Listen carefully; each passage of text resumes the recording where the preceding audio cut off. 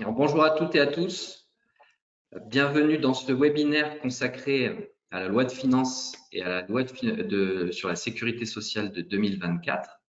Alors, je me présente, je suis Gauthier Boisseau, expert comptable Eureka Pluriel. Je ferai le rôle de l'animateur pendant cette heure que nous allons passer ensemble. D'un point de vue pratique, vous avez deux supports qui sont téléchargeables sur la fenêtre à droite qui doit s'afficher sur votre écran. Un support qui est exactement celui qui vous est présenté aujourd'hui et un autre support plus complet sur certains points si vous souhaitez approfondir certains sujets. Sans plus attendre, je vais présenter les différents intervenants qui vont vous accompagner pendant cette heure ensemble et je vais commencer bien sûr par les dames. Tout d'abord, Isabelle Erard. Alors, je vais mettre les têtes. Isabelle Erard. Bonjour Isabelle, expert comptable, commissaire. Bonjour à tous. Au site de Bordeaux principalement. Céline Bengermez, expert comptable et commissaire aux comptes principalement sur le site de Mérignac. Bonjour tout le monde. Johanna Louis, juriste en droit du travail, responsable de notre pôle social basé à Andernos. Bonjour, ravi d'être avec vous ce matin. Et donc pour les hommes, Cédric Parent, expert comptable sur les sites de Salles et Parentis-en-Born. Bonjour. Et puis pour finir, notre dernier intervenant, Sylvain Lagrange, directeur métier du social, gérant de la société LS Social, société filiale de ce bel ensemble Eureka Pluriel CAEC. Bonjour à tous. Donc, pour démarrer, cette année où nous avons des personnes qui nous ont rejoints, le groupe CAEC, représenté ici par Céline et Sylvain, qui a rejoint Eureka Pluriel en septembre 2023. Ce rapprochement s'est fait sur la base de valeurs communes, de proximité, de clients, de compétences et de convivialité.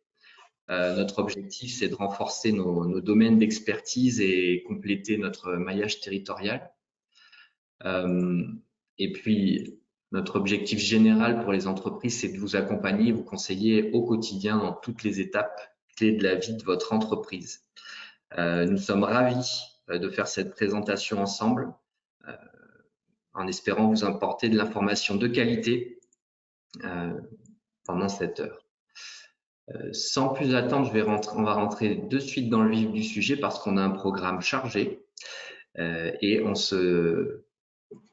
on va essayer de tenir ce délai de 1 heure.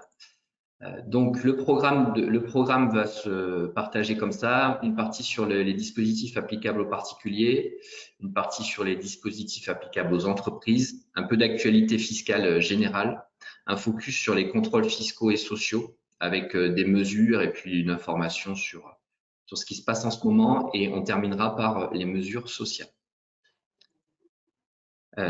Pour commencer, Isabelle, c'est toi qui vas ouvrir le bal et qui va nous parler des dispositifs applicables aux particuliers.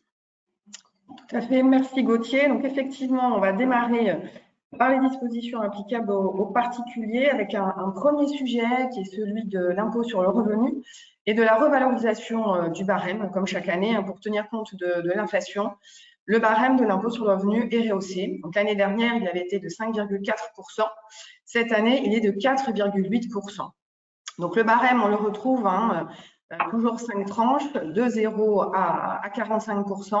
Donc avec le nouveau barème, pour une part de quotient familial, vous êtes imposable à partir de 11 294 €. Et puis vous passez à la tranche à 45% pour une fraction de revenus supérieure à 177 106 €. Un petit rappel, parce qu'on a tendance à l'oublier, bon, elle n'est pas revue au niveau des seuils, c'est la contribution exceptionnelle sur les hauts revenus. Lorsque vous avez un revenu fiscal de référence qui est supérieur à 250 000 € ou 500 000 €, selon que vous êtes célibataire ou marié soumis à une imposition commune, et la taxe s'élève à entre 3 et 4%. Donc, à ne pas oublier. Deuxième point concernant le mécanisme du prélèvement à la source, mécanisme qui fonctionne plutôt bien depuis son application au 1er janvier 2018. Il y a quand même eu une petite modification qui va toucher les couples mariés, pacsés, soumis à une opposition commune, puisque aujourd'hui, vous voyez impliquer le taux commun au niveau du taux du prélèvement à la source, c'est-à-dire que celui que l'administration fiscale calcule à partir des revenus de votre foyer. Et sur option, vous pouvez opter pour le taux individualisé, c'est-à-dire le taux qui est prélevé sur vos revenus propres. Donc, à compter du 1er septembre 2025, petite modification, on inverse le sens. Il faudra opter pour le taux commun. L'administration va appliquer par défaut le taux individualisé. Donc, vous pourrez opter à tout moment et ce sera applicable dans les 3 mois qui suivent la demande. On enchaîne avec un petit point sur quelques mécanismes de réduction et crédit d'impôt sur le revenu.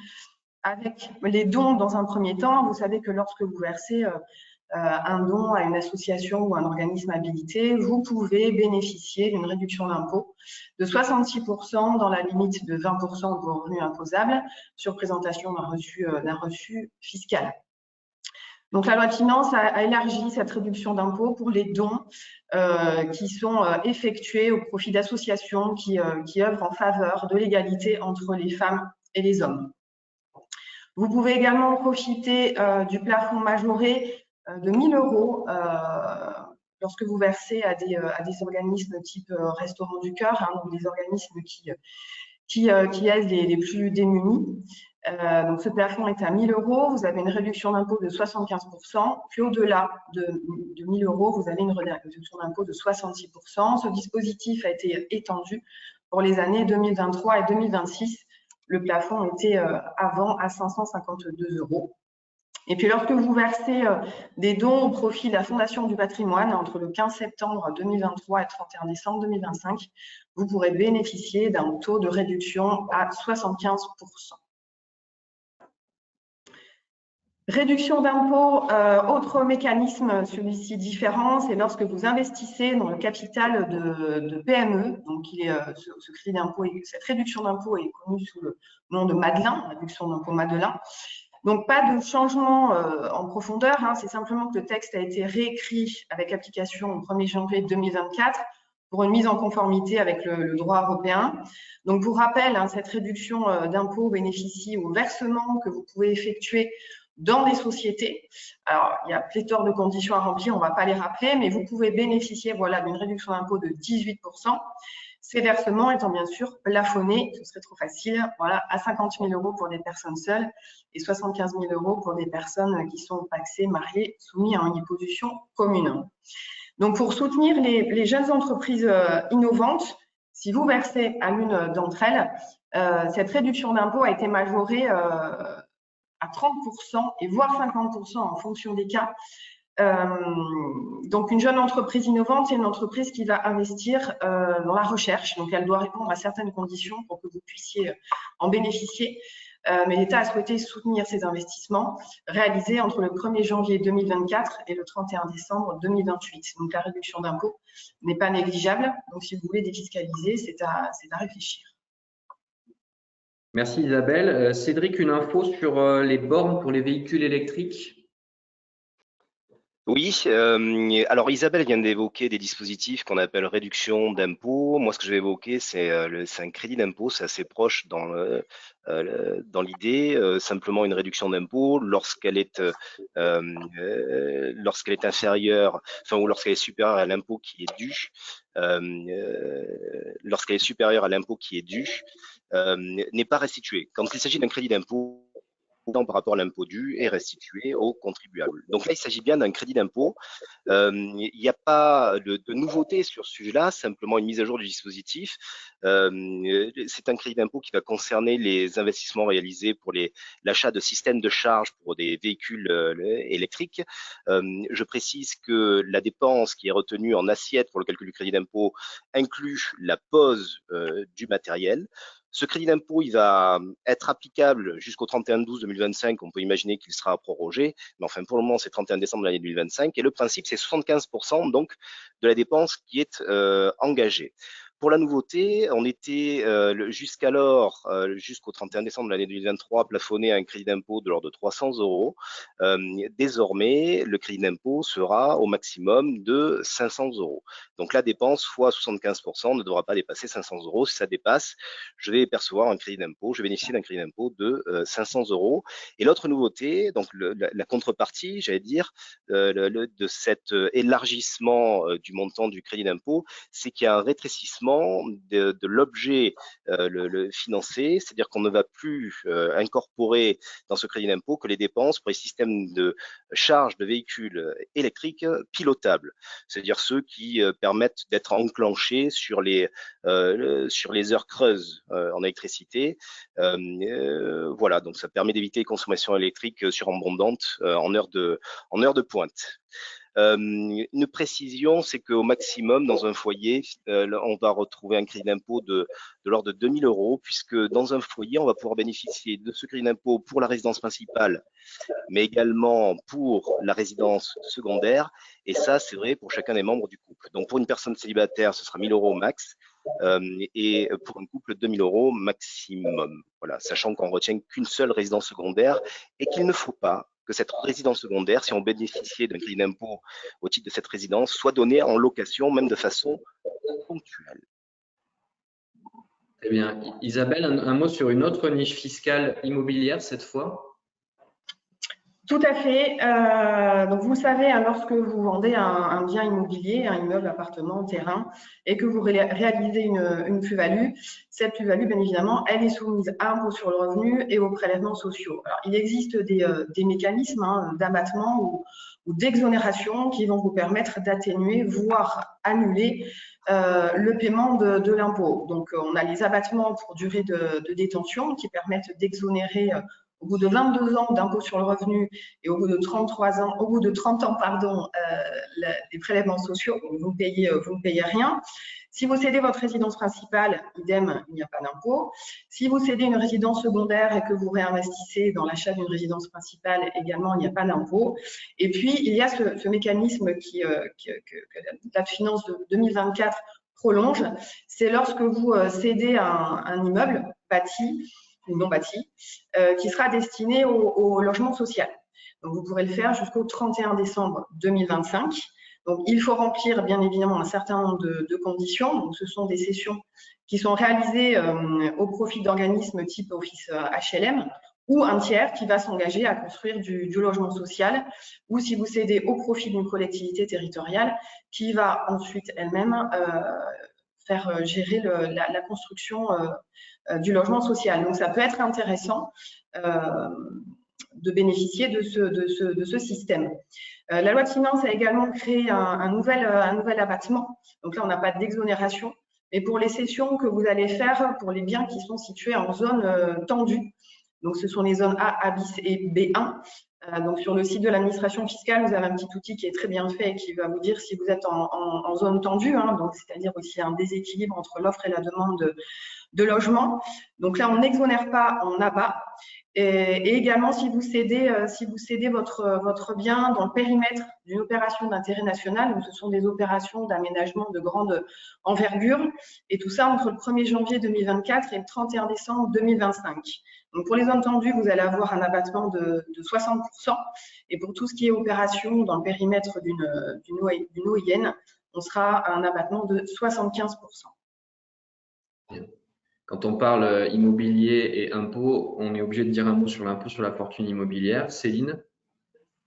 Oui, merci Gauthier. Donc effectivement, l'impôt sur la fortune immobilière, c'est un impôt qui va être calculé à partir d'un patrimoine de 800 000 €. Donc, on doit déclarer un patrimoine net à partir du moment où il dépasse 800 000 €, en sachant qu'on retient donc tout ce qui est immobilier en direct, part de sociétés à prépondérance immobilière, donc tout ce qui est SCI notamment. Également les immobiliers qui peuvent être à l'intérieur d'autres types de sociétés, en dehors du patrimoine immobilier professionnel qui lui est exonéré. il y a un abattement sur la résidence principale, mais on retient bien un patrimoine net. Donc, on déclare à partir de 800 000 euros, mais on est taxé à partir de 1,3 million de patrimoine net. Et donc, l'objectif pour réduire ce patrimoine net, c'est de prendre un maximum de dettes, en face de la valeur de l'immobilier qui, lui, est réévalué tous les ans en fonction du marché. Il y a quelques rappels et puis une nouveauté dans la loi de finances 2024. Donc, là où ça peut faire mal, notamment à partir de cette année, c'est sur la valorisation des immeubles dans les sociétés civiles immobilières. Donc, quand on valorise les parts de société, on ne peut retenir dans les dettes que les dettes qui ont été contractées dans le cadre de l'acquisition des immobilisations des immeubles qui font l'objet de la déclaration d'impôt sur la fortune immobilière. S'il y a d'autres dettes en face, elles ne seront pas retenues dans la valorisation des parts de SCI. Également, je voulais donc vous faire un petit rappel par rapport aux dettes qui sont intégrées ou pas dans les calculs de valorisation de patrimoine net. Tout ce qui est dette envers le redevable ou son foyer fiscal ou un membre de son groupe familial, c'est-à-dire les comptes courants d'associés, pour faire simple, on ne peut pas les retenir dans les dettes pour calculer le patrimoine net. Et également, on exclut tout ce qui est dette envers les sociétés du groupe qui seraient détenues par le contribuable ou un membre de son groupe familial. Donc là, on est dans le cadre de comptes courants intersociétés. Donc, c'est vraiment pénalisant. Il faut avoir des emprunts bancaires. Hein. Grosso modo, c'est un peu la conclusion. C'est pour calculer le patrimoine net immobilier, on va retenir la valeur de l'immeuble sur le marché moins l'endettement bancaire, mais pas tout ce qui est mobilisé via des sociétés ou des comptes courants d'associés. Donc ceux qui payent l'impôt sur la fortune ou qui sont pas loin d'en payer et qui ont des SCI, passez un coup de fil à votre conseiller préféré pour voir si vous êtes concerné ou pas par cette évolution et éventuellement le coût de cette évolution.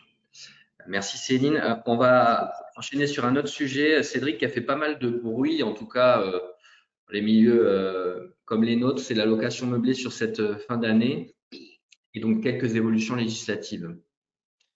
Ouais, le moins qu'on puisse en dire, quelques évolutions législatives et qui n'ont malheureusement pas toujours été bien ficelées.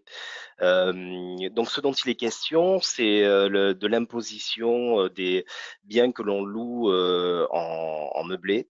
Il faut savoir que ces biens qui sont loués en meublé peuvent être imposés selon deux régimes possibles d'imposition lorsqu'ils relèvent de l'impôt sur revenu.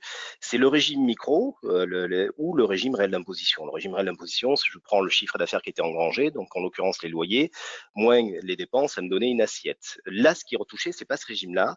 Pour le moment, ce qui est retouché, c'est le régime micro et donc le régime micro selon lequel on vient pour calculer la base de calcul de l'impôt sur revenu, imputer sur le montant des loyers encaissés un abattement. Voilà.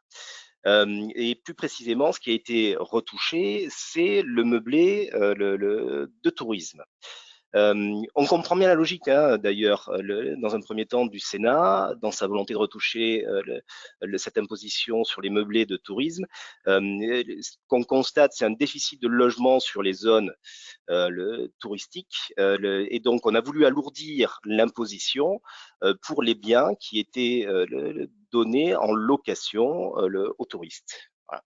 Et donc, ce qu'on est venu faire, c'est abaisser l'assiette au-delà de laquelle on ne peut plus bénéficier du régime micro et abaisser le montant de l'abattement qui est applicable sur le montant des loyers encaissés pour définir le revenu imposable. Et là, on s'est calé en fait sur le régime du micro foncier qui nous dit que je ne peux plus bénéficier du micro lorsque je dépasse 15 000 euros de recettes et l'abattement, il est de 30%. Il faut savoir que jusqu'alors, l'abattement était de l'ordre de 50% pour les meublés de tourisme, voire en certaines circonstances 71%.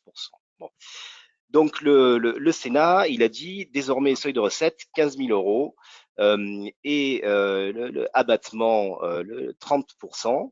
Mais le Sénat est allé un peu plus loin en disant écoutez, si vous louez des biens en meublé de tourisme et que vous classez ces biens et que ces biens sont mis à disposition dans des zones non tendues, autrement appelées zones détendues, c'est-à-dire des zones dans lesquelles il n'y a pas de déficit sur le marché immobilier, je vais vous ouvrir la possibilité d'augmenter l'abattement de 21%.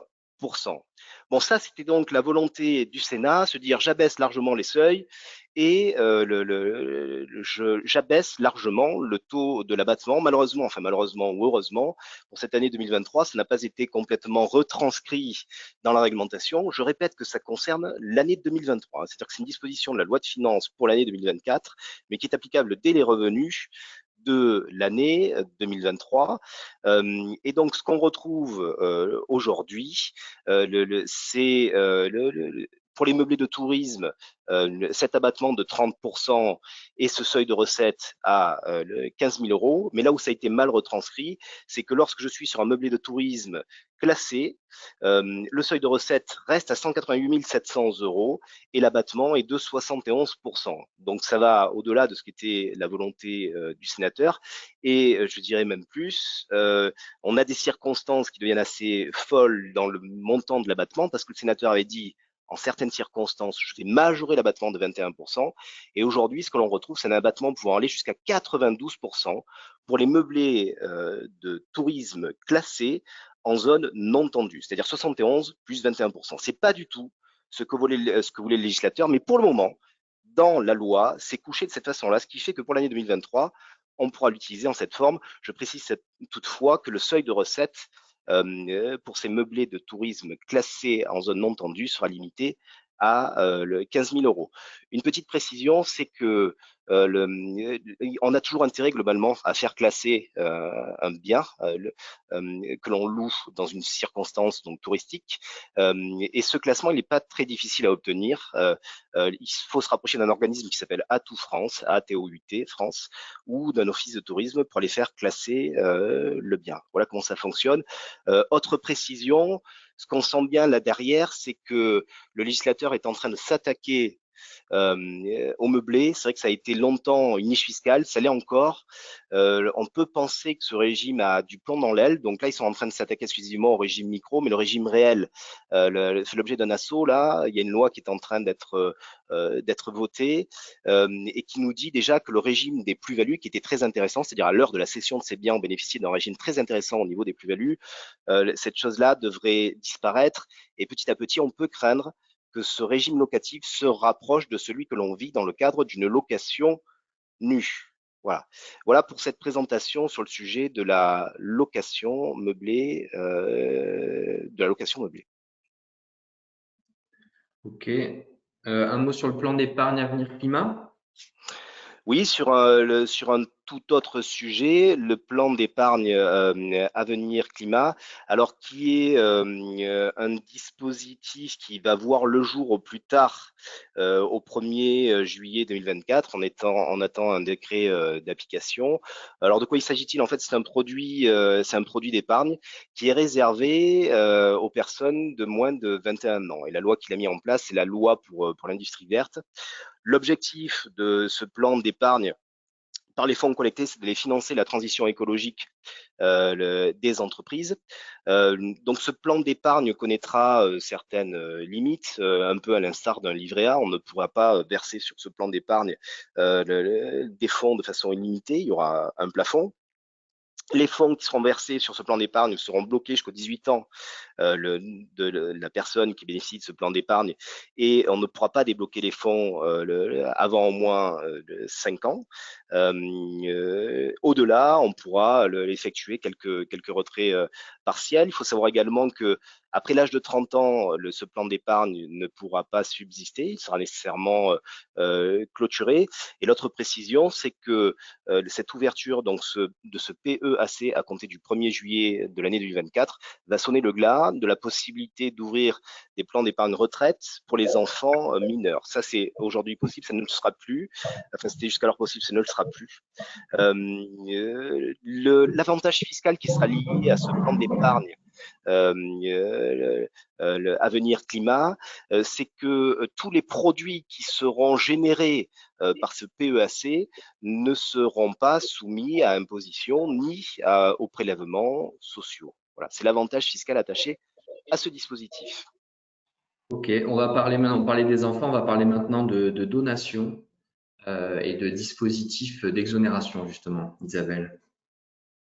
Oui, effectivement, on va aborder deux dispositifs qui peuvent être très avantageux quand vous transmettez votre entreprise au niveau des droits d'enregistrement. Droits d'enregistrement qui peuvent être assez coûteux, effectivement, puisqu'on est 5% environ à la cession, et sur les droits de donation-succession, on est plutôt en moyenne autour de 20%. Donc, si on peut bénéficier d'abattement ou d'exonération, c'est pas inintéressant.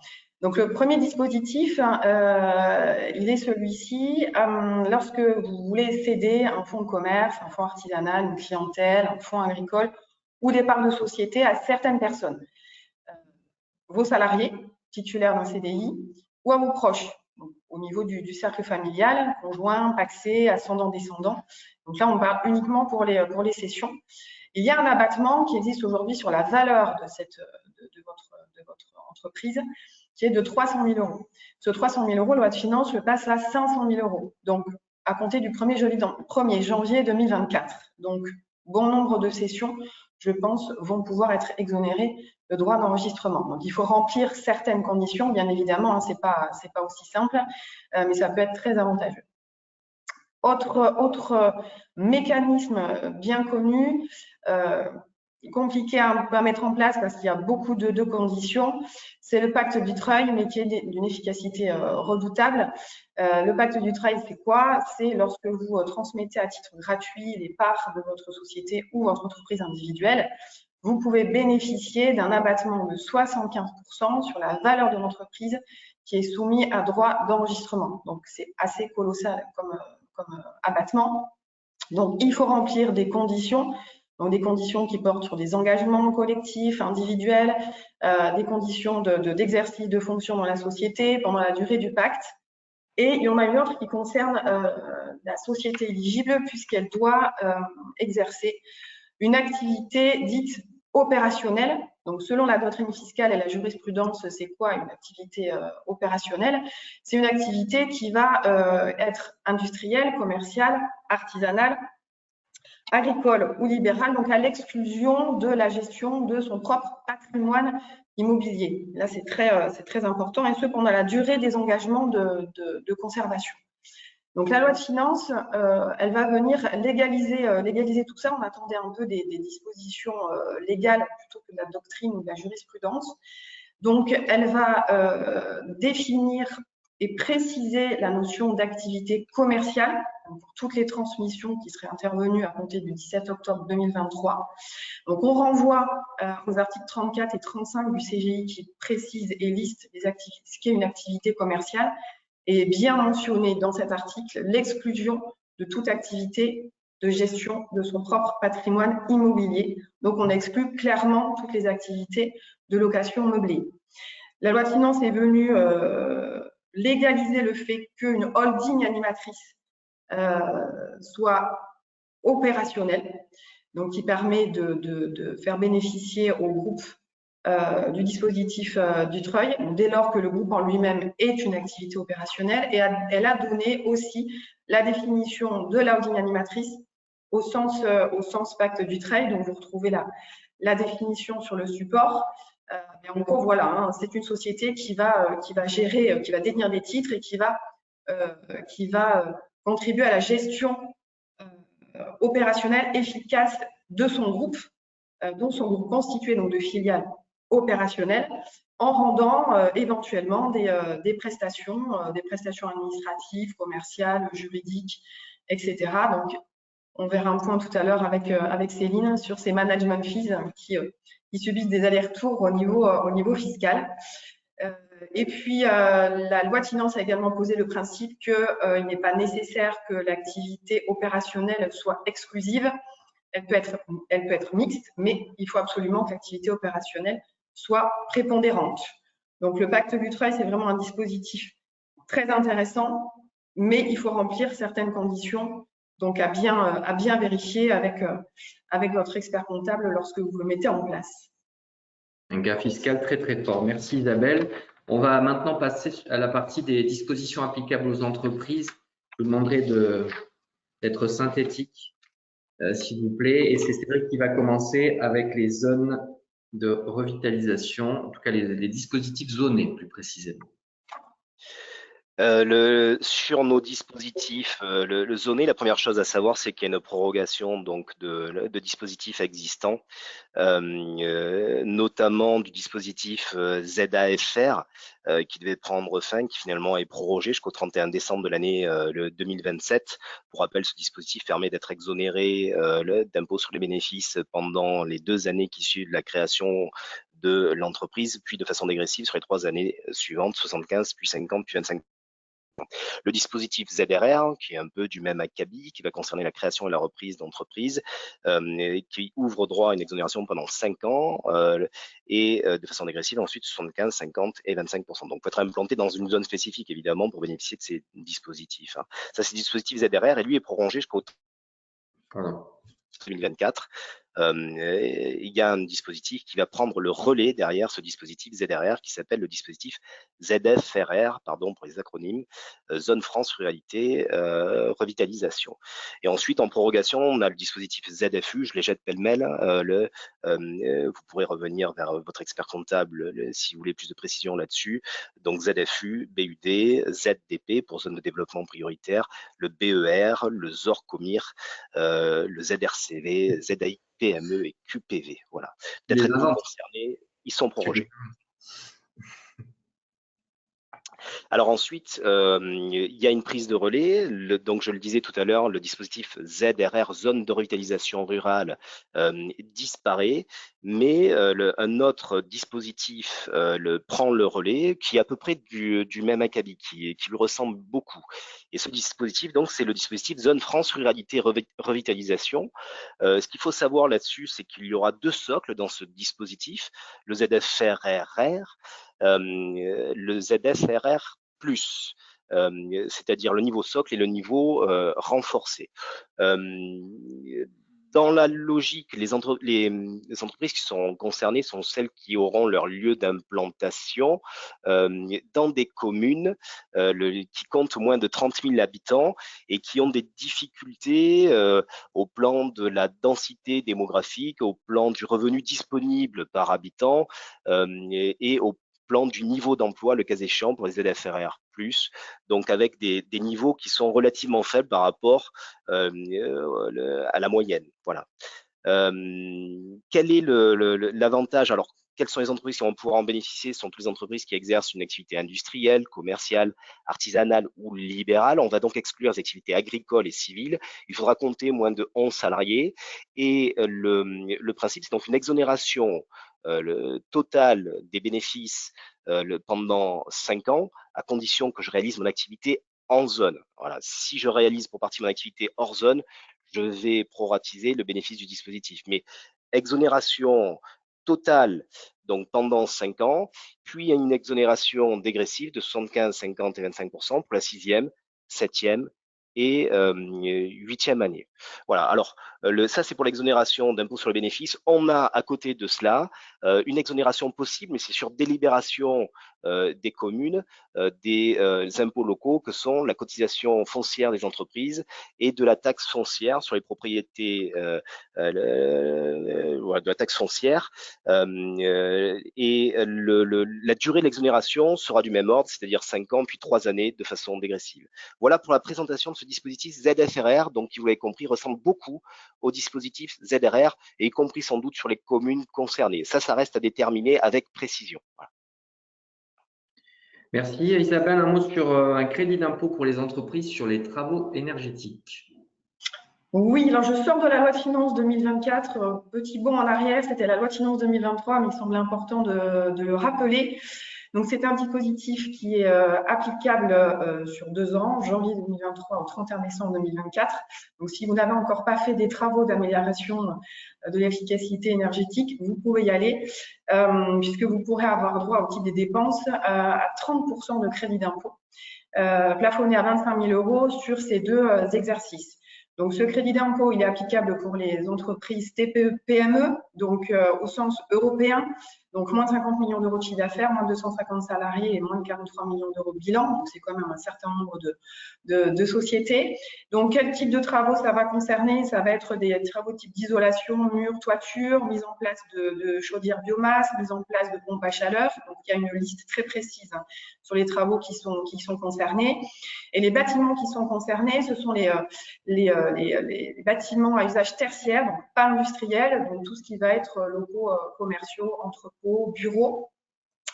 Donc, n'hésitez pas à recourir à ce dispositif si vous vous trouvez dans la situation de réaliser des travaux cette année. Vous pourrez en tirer un avantage au niveau de l'impôt société.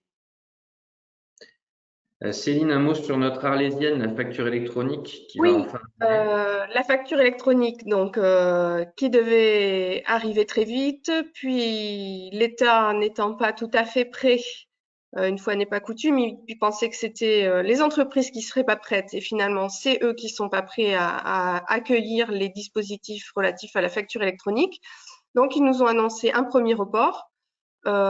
Et on a enfin eu un calendrier. Donc, pour les ETI, donc les entreprises de taille intermédiaire, donc plutôt les grandes entreprises, la facture électronique sera en service à partir du 1er septembre 2026. Ça concerne également les entreprises qui se sont constituées sur un seul groupe en matière de TVA, donc ce qu'on appelle l'assujetti unique.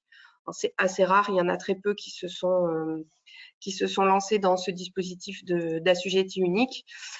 Et pour la majeure partie des entreprises, donc les PME et les petites entreprises, la facture électronique sera applicable à partir du 1er septembre 2027. Petite précision, on vérifie l'éligibilité soit de l'application en 2026, soit de l'application en 2027, entreprise par entreprise, donc entité juridique par entité juridique, et pas au niveau du groupe quand on est entre sociétés d'un même groupe. Voilà, donc petite précision sur le calendrier. Merci Céline. Un mot sur les taxes sur les véhicules de société qui évoluent d'année en année. Oui, alors je vais essayer d'être claire parce que c'est pas forcément évident. Mais en gros, voilà, l'État alourdit les taxes sur les véhicules polluants et cherche à grappiller des taxes sur des véhicules qui aujourd'hui n'en feraient pas dans le champ. Donc il y a un décret à paraître qui va donner une nouvelle définition des véhicules de tourisme et notamment aller chercher en ligne de mire les pick-up des 4 places et non plus des 5 places. Donc on attend le décret. La loi de finances touche ensuite la taxe sur l'immatriculation des véhicules et sur l'ancienne TVTS, en alourdissant de façon très significative ces taxes. Donc, taxe sur l'immatriculation des véhicules, on retrouve, ce sont les malus en fait, donc le malus CO2 qui est basé sur les émissions de dioxyde de carbone. Donc, le barème est durci. Vous retrouverez dans le support les différents barèmes concernant ces taxes. Mais en gros, voilà, le malus est applicable à partir de 118 grammes par kilomètre de CO2 et non plus 123 grammes par kilomètre. Et on a un malus de 60 000 € à partir de 194 grammes par kilomètre. Donc, une taxe qui fait quand même assez mal dès que le véhicule est polluant. Et puis, on a également le malus en ordre de marche ou le malus au poids. Donc, là aussi, on a un barème qui est beaucoup plus agressif. Et puis, on a abaissé le seuil de taxation qui était de 1800 kg. Et là, on est à 1600 kg. Certains véhicules hybrides ne seront plus exonérés à compter de 2025. Donc, ça va quand même changer la donne sur ces taxes. Concernant la TVS, je l'appelle toujours TVS, mais c'est la taxe sur l'affectation des véhicules à des fins économiques. Donc, lorsque vous avez dans votre société des véhicules de tourisme, hein, vous devez payer une taxe. Donc, une taxe qui est basée sur l'émission de dioxyde de carbone. Donc, là encore, les barèmes sont alourdis et plus sévères. Donc, pour exemple, là, hein, vous avez un véhicule qui émet 140 grammes de CO2 par kilomètre. Ça coûtait aujourd'hui 392 €. Demain, ça coûtera 683 €. Donc, attention, ça fait mal. Et puis, comment, Gauthier? Belle augmentation. Oui, tout à fait. Et puis, les véhicules hybrides qui étaient encore jusque-là épargnés et exonérés. À partir de 2025, mais il n'y aura plus d'exonération, mais il y aura un abattement en fonction de la source d'énergie du véhicule, mais qui devra absolument comprendre le super-éthanol E85. Et puis, vous avez également la seconde composante de la TVS, qui est la taxe sur l'ancienneté, qui devient la taxe annuelle sur les émissions de polluants atmosphériques, et qui, à compter de 2025, sera basée sur des critères, sur les critères CRIT-R, et vous aurez soit 0, soit 100, soit 500 € à régler. Voilà, mais en l'état, voilà, les taxes vont fortement augmenter, malus et TVS. Donc attention au choix de vos véhicules.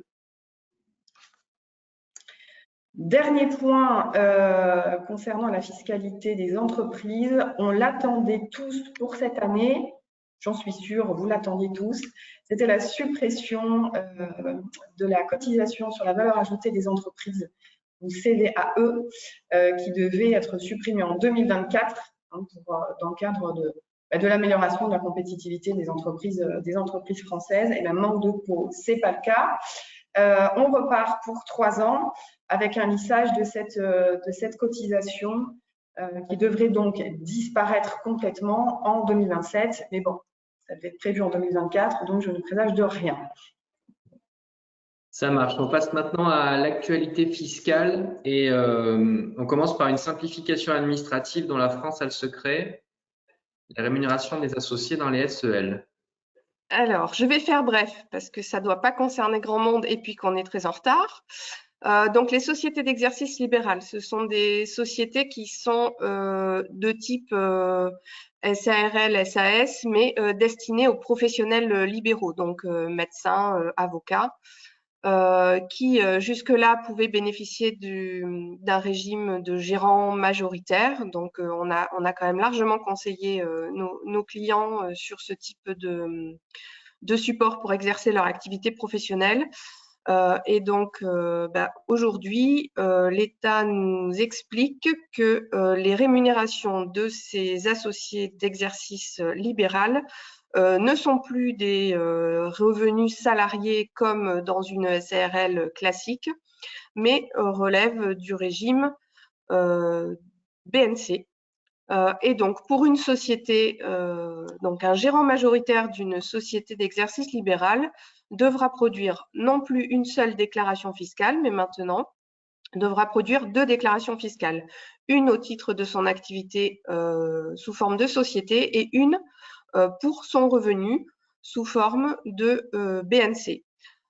Donc, on nous demande maintenant donc de ventiler la rémunération du dirigeant selon deux éléments, son activité de gérant, en nous indiquant qu'on peut retenir 5% de sa rémunération sur cette activité-là, donc effectivement c'est très peu, et les 95% restants seront de la rémunération technique pour l'exercice de ses fonctions professionnelles, donc d'avocat ou de médecin. Au passage, ça veut juste dire que la rémunération de gérant qui, elle, bénéficiait au niveau de l'impôt sur le revenu d'un abattement de 10% pour frais professionnels, eh bien aujourd'hui, cette rémunération de 95%, donc qui concerne la partie technique, ne bénéficiera plus de ces 10% d'abattement pour frais professionnels. Donc, au passage, une petite augmentation de la fiscalité sur ces médecins. Ensuite, nous passons sur donc les holdings. Au niveau des holdings, donc comme disait Isabelle tout à l'heure, un point sur les management fees. Donc les management fees, ce sont des facturations de prestations qui sont refacturées par les holdings aux différentes filiales quand il y a une centralisation des fonctions support au niveau de la holding. Et notamment des fonctions de direction. Dans des montages avec plusieurs filiales, c'était assez courant d'avoir un dirigeant qui était rémunéré dans la tête de pont et qu'on refacture ses prestations aux différentes filiales. L'administration fiscale ne met pas du tout ce montage en considérant que le dirigeant était aussi dirigeant des structures en bas et donc qu'on ne pouvait pas facturer sa rémunération via des sociétés holding, que c'était de son propre fait qu'il n'était pas rémunéré directement dans les filiales et donc rejeter souvent les rémunérations qui étaient facturées par les holdings. Cette position du Conseil d'État est donc favorable aux contribuables puisque la facturation de management fees et donc la centralisation des rémunérations des dirigeants sur la tête de pont refacturée aux filiales est donc maintenant validée. Et donc, ça nous facilitera la vie. Et un dernier point, oui, sur la taxe sur les salaires. Donc, ça va concerner également les holdings. La taxe sur les salaires, c'est une taxe qui est payée par les sociétés qui ne sont pas soumises à TVA ou pas sur l'intégralité de leurs recettes. Donc, on va notamment retrouver les holdings qui étaient qui sont cette fois en ligne de mire. Sur le mécanisme, c'était un peu compliqué, mais il y avait une possibilité un point qui nous permettait d'échapper à la taxe sur les salaires quand on versait des dividendes une année sur deux. Comme il y avait des petits malins qui se sont engouffrés dans cette faille, maintenant c'est terminé. Ils ont vu qu'il y avait un peu d'argent à récupérer. Donc, même si on verse des dividendes un an sur deux, on sera soumis à la taxe sur les salaires.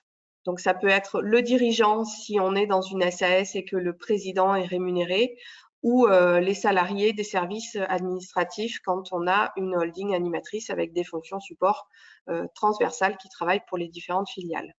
La rémunération du gérant de SARL, lui, reste effectivement en dehors de cette taxe sur les salaires. Alors, un autre sujet d'actualité, c'est un focus sur les contrôles fiscaux et sociaux avec une actualité chaude sur le sujet. Sylvain, est-ce que tu peux nous en dire un mot ? Oui, tout à fait.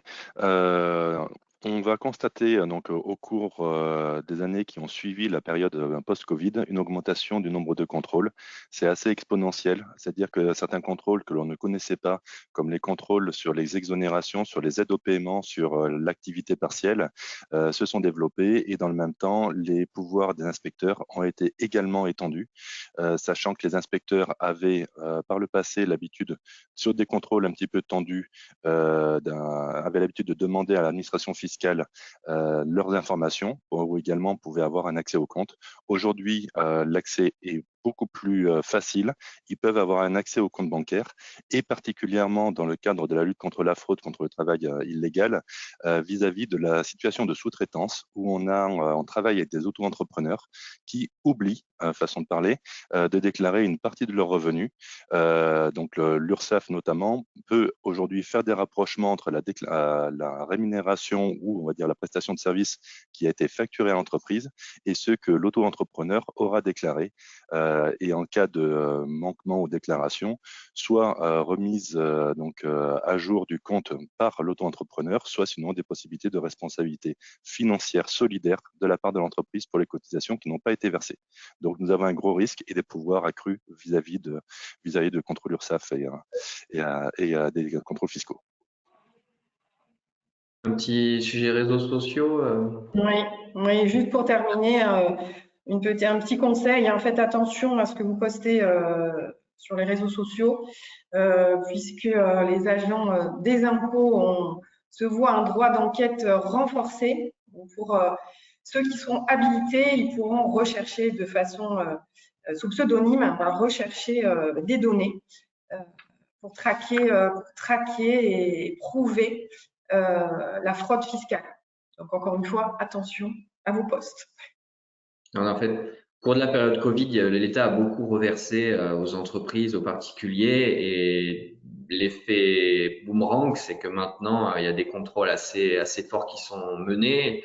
L'informatisation et la gestion des données aident beaucoup aussi à améliorer entre guillemets la pertinence des contrôles.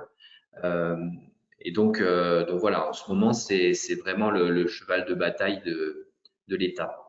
On va maintenant basculer aux mesures sociales. Oui. Je vais passer la parole à Johanna qui va nous parler de cette épée de Damoclès que vont avoir certains employeurs, certaines entreprises. Effectivement, donc ça a été voilà, il y a eu un réel coup de tonnerre le 13 septembre dernier.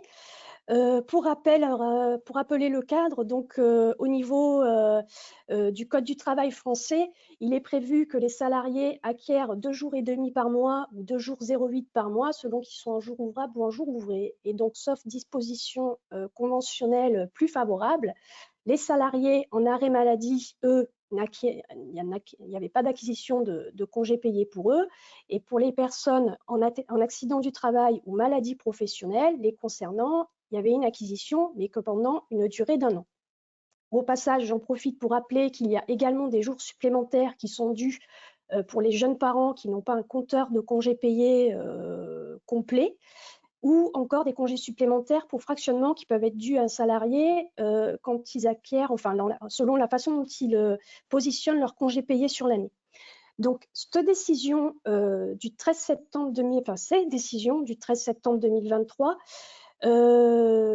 sont arrivés à la conclusion que les textes du Code du travail français n'étaient pas conformes à une directive européenne de 2003 qui, elle, prévoit un droit à congé payé d'au moins 4 semaines sans distinguer selon l'origine des absences.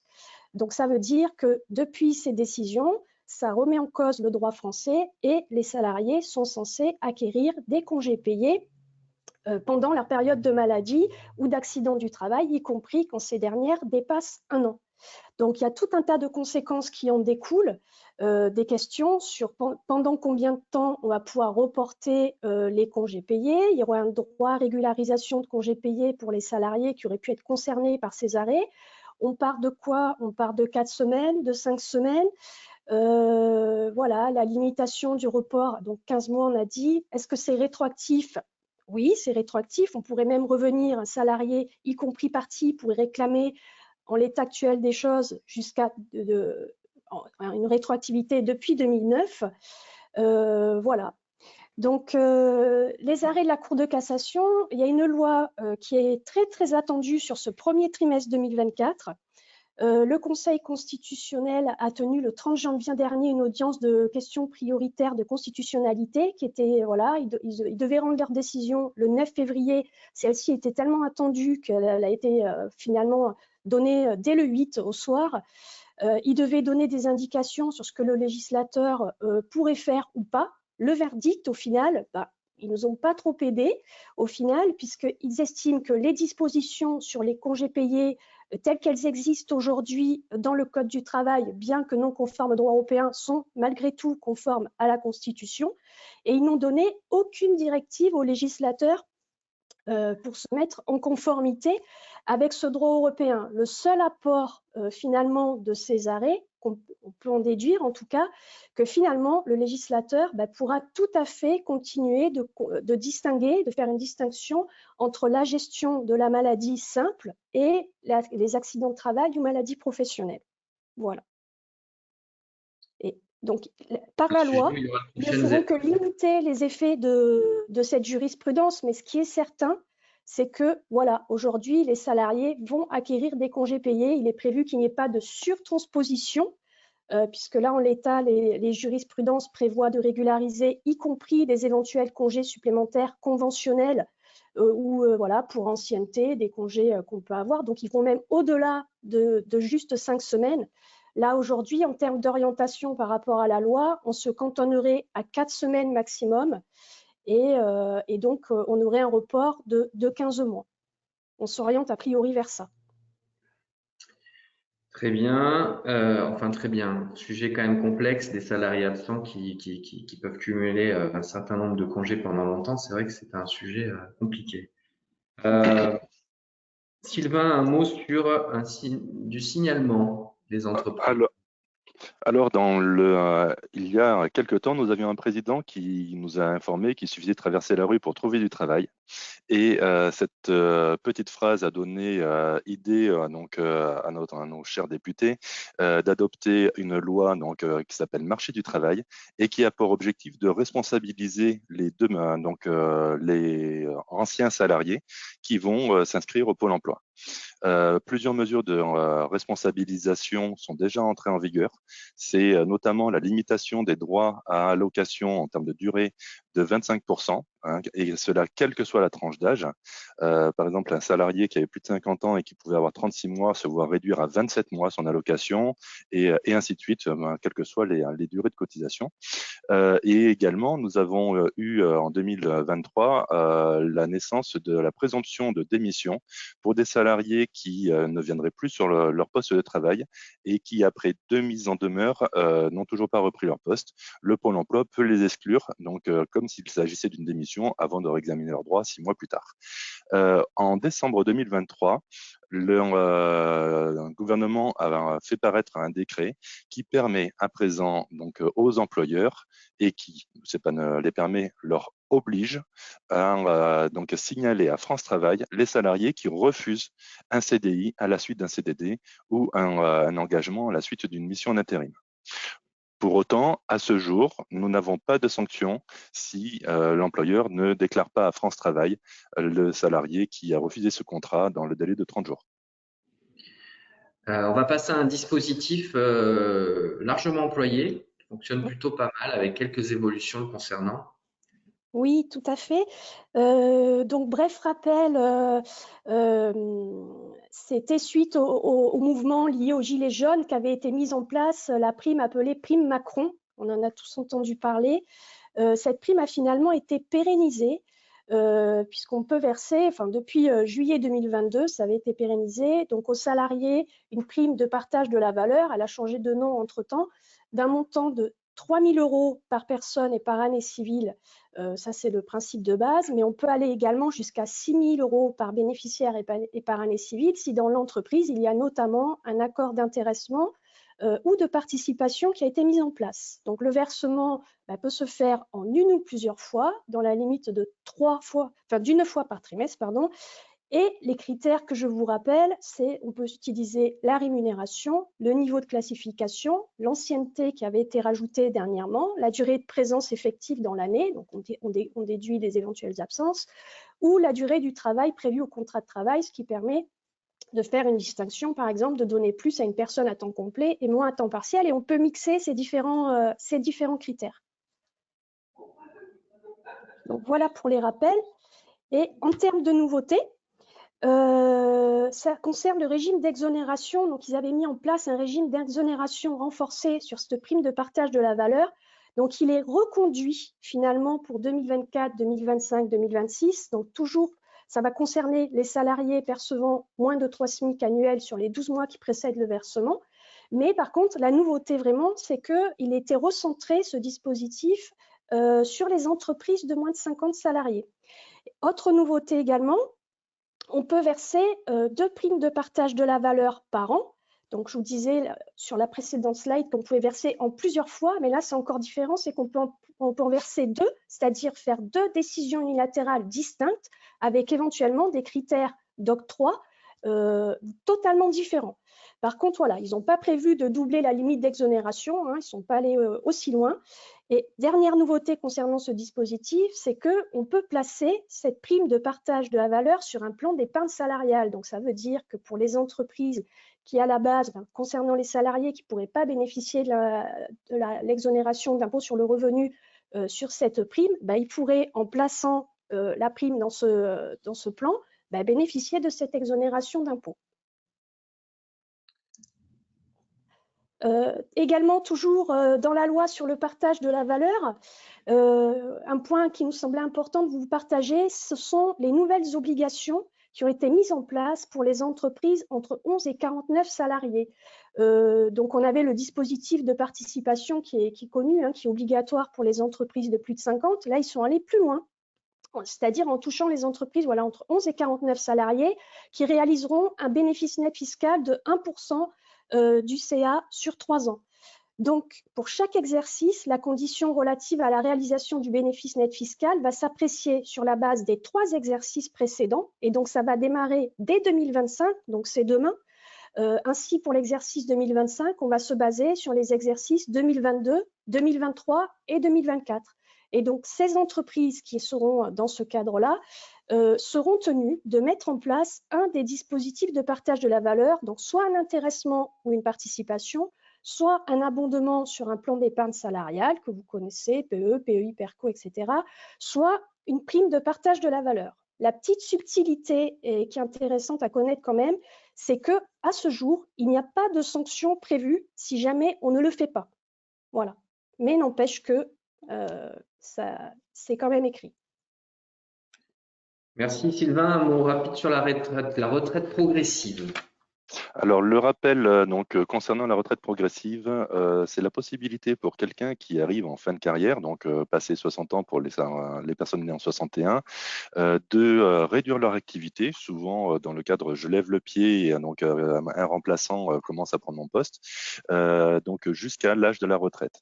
L'avantage de la retraite progressive, c'est que la personne continue d'acquérir des trimestres pour aller jusqu'au taux plein, en même temps qu'il bénéficie d'un complément de revenus pour la partie de temps de travail finalement qu'il ne travaille plus. Le dispositif en 2023 a été étendu à l'ensemble des actifs, y compris les professionnels BNC, les artisans, les commerçants, et à la seule exclusion finalement de ceux qui bénéficient d'un dispositif de pré-retraite pris dans un autre régime, par exemple la fonction publique, pour quelqu'un qui aurait commencé à retravailler. Elle a une obligation de déclaration des entreprises étrangères.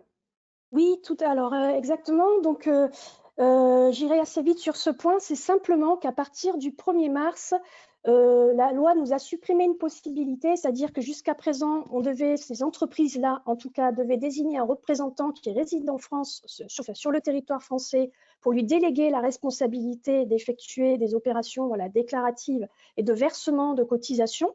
Et donc, à partir du 1er mars, ces entreprises étrangères devront obligatoirement passer par un guichet unique électronique pour pouvoir se conformer à ces obligations sociales. Une aide intéressante également, du coup, et c'est vrai que depuis qu'elle a été mise en place, on a beaucoup d'entreprises qui ont embauché des apprentis, donc on voit effectivement que ça fonctionne, apprentis, enfin alternants ou contrats de professionnalisation.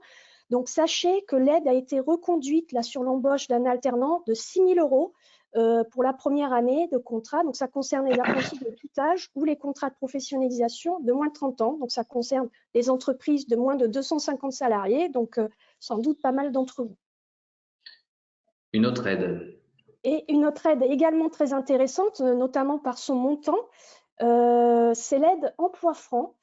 C'est une aide à l'embauche, donc pour les personnes qui résident dans les quartiers prioritaires de la politique de la ville. Donc, quand une entreprise embauche une personne qui réside dans un de ces quartiers-là, elle peut bénéficier d'une aide. Donc, voilà, 5 000 € par an pendant 3 ans sur l'embauche d'un CDI, 2 500 € par an pendant 2 ans quand on embauche un CDD d'au moins 6 mois. Donc, c'est vraiment significatif le montant. Alors, c'est proratisé, bien sûr, si la personne est à temps partiel.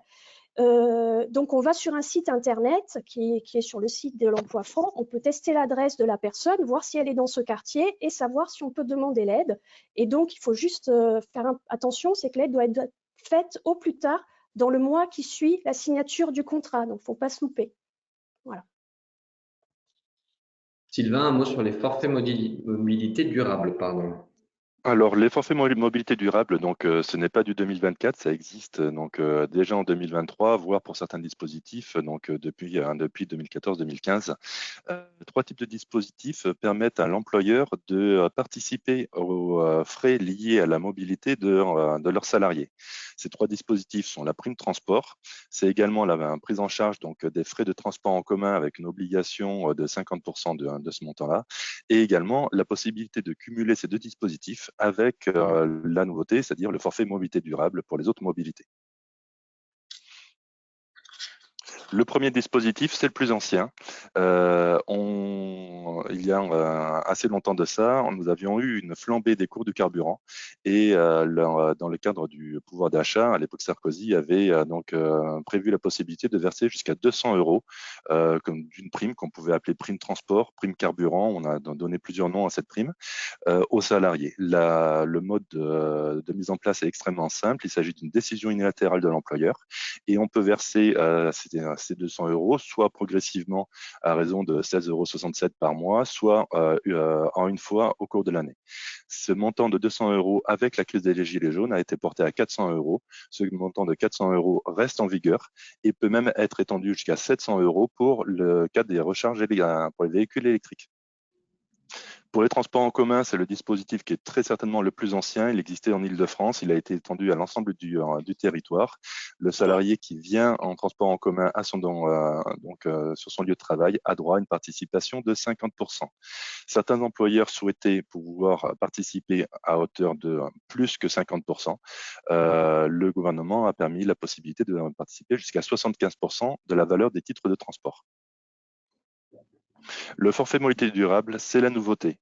La nouveauté donc de l'année dernière, la mobilité durable consiste à utiliser des moyens de transport qui sont verts ou éco-responsables. Cela peut concerner donc les trottinettes, les vélos, le covoiturage, les overboards, donc tous ces modes de transport que l'on peut avoir, que l'on voit dans les centres-villes et qui aujourd'hui ne sont pas des modes de transport thermiques. La possibilité d'utiliser ces modes de transport permet à l'employeur d'abonder, on va dire, au coût de mobilité jusqu'à 700 € par an. Et ce montant de 700 € est cumulable à hauteur de 800 € avec les autres dispositifs. Une nouveauté de fin d'année 2023 et qui reste en vigueur, c'est la possibilité pour les particuliers, les salariés qui se déplacent, qui vont effectuer plus de 15 km par jour pour se rendre sur leur lieu de travail ou 8000 km à l'année, d'avoir accès à un véhicule neuf en leasing pour un prix extrêmement réduit. Nous avons un formulaire à remplir de la part de l'employeur et qui est adressé donc à l'administration fiscale et par le concessionnaire. Le montant du loyer à 150 € par mois, couvrant dans ce type de situation quasiment les coûts de carburant, c'est-à-dire on peut avoir un véhicule neuf et gratuit pour certains salariés. Il y a une condition de revenu de 15 400 € par part fiscale.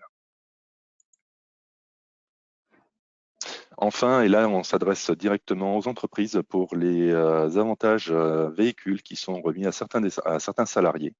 Les mesures cumulées liées à l'évaluation d'un avantage en nature rendent le choix d'un véhicule électrique extrêmement pertinent, puisque l'avantage en nature est minoré de 50% à l'année, avec un plafond à 1 800 €, sachant que dans le cadre d'un leasing, on a également les frais d'entretien qui sont généralement pris, ou alors toute cette cause sur la première année, il n'y a pas de frais d'entretien, et également les frais de recharge sont négligés. C'est-à-dire que l'évaluation d'un avantage en nature véhicule électrique, 100% électrique, j'entends, sont très, on va dire, c'est pas cher. Ça marche. Merci Sylvain. On arrive à la fin de cette présentation. On a volontairement enlevé certains sujets pour essayer de garder un format relativement compact. Vous avez donc, comme je vous l'ai dit, un document plus complet que vous pouvez télécharger directement depuis le webinaire. N'hésitez pas à revenir vers nous ou vers vos différents interlocuteurs si vous avez des questions plus précises liées à certains points qu'on a pu évoquer. Je remercie tous nos intervenants, Céline, Isabelle, Johanna, Sylvain et Cédric pour leur présentation et leur participation. Et puis, je vous souhaite une bonne journée à tous. Et Bonne journée, merci. Merci beaucoup. Bonne journée. Bonne journée. Merci, bonne journée. Bonne journée.